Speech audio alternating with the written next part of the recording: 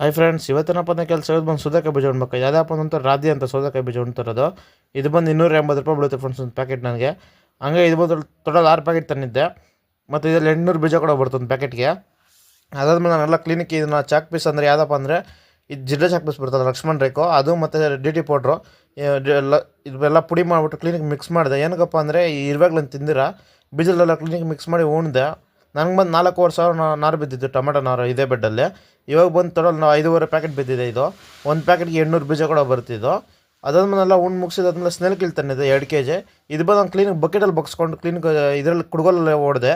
ಈ ಥರ ಹೊಡೆದಾಗ ಏನಾಗುತ್ತೆ ಅಂದರೆ ಕ್ಲೀನಿಕ್ ಪೀಸ್ ಆಗುತ್ತೆ, ಜಾಸ್ತಿ ಪುಡಿ ಆಗೋಲ್ಲ. ಸುತ್ತಿಯಲ್ಲಿ ಹೊಡೆದ ಪುಡಿ ಪುಡಿ ಆಗಿಬಿಡ್ತದೆ ಜಾಸ್ತಿ.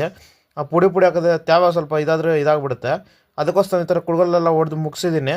ನಾನು ಬಂದೆಲ್ಲ ಕ್ಲೀನಿಕ್ಕೆ 2ರಿಂದ 3 ರೋಲ್ಗೆ ಒಂದೊಂದು ಹಾಕ್ಕೊಂಡು ಹೋಗಿದ್ದೀನಿ ನನ್ನ ಫ್ರೆಂಡ್ಸ್. ಚಿಕ್ಕ ಚಿಕ್ಕದಾಗಿ ಪೀಸ್ ಅದು ಸ್ವಲ್ಪ ದೊಡ್ಡ ದೊಡ್ಡದಾಗಿದೆಲ್ಲ ಪುಡಿ ಮಾಡ್ಕೊಂಡು ಹಾಕಿ ಮುಗಿಸಿದ್ದೀನಿ. ಅದಾದಮೇಲೆ ನಾನು ಬಂದು ಸ್ವೀಟ್ ಕಾರ್ನ್ ನೋಡಿದ್ರೆ ಬಂದು ಏನಕ್ಕಪ್ಪ ಅಂದರೆ ಗೊಬ್ಬರ ಹಾಕೋ ನೆನೆಸಬೇಕಾಯ್ತು ಸ್ವೀಟ್ ಕಾರ್ನ್ ಬಿಡೋದಕ್ಕೆ ಡ್ರಿಪ್ಪಲ್ಲಿ. ಇದೇ ಫಸ್ಟ್ ಟೈಮ್ ಡ್ರಿಪ್ಪಲ್ಲಿ ಬಿಡ್ತಾರೆ ಸ್ವೀಟ್ ಕಾರ್ನಿಗೆ.